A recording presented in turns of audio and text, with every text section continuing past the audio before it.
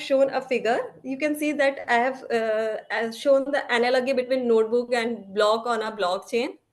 So if in a notebook there is one transaction message is written over here, and we want to store that on blockchain within a block.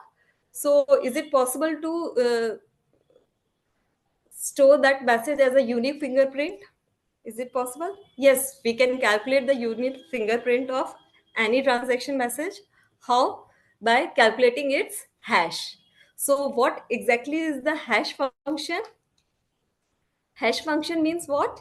Hash function means it is a function that creates a unique fixed length output for any input. The unique characteristic of this hash function is that it always produces a fixed size output irrespective of the input size. And the second important characteristic is that if we made a tiny change in the input message, it produces a drastic change in the output hash. So it is because of this unique characteristic, it is used to ensure the data integrity, and it is also used to link the data blocks.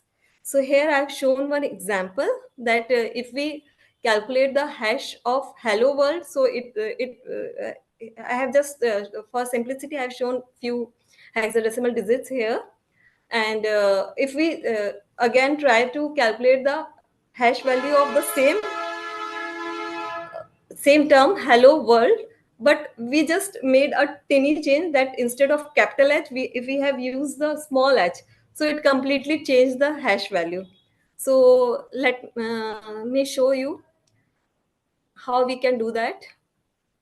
So let me stop my screen and go to this website.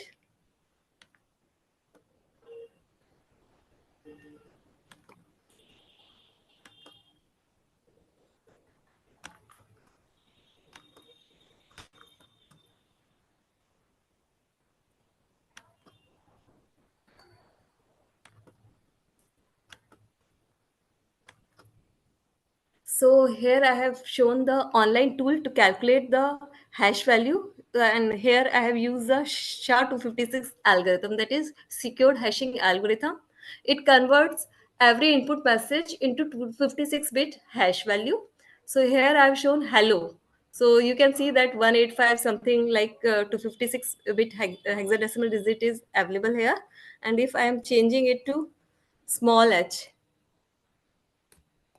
so here you can say it changes the output hash value.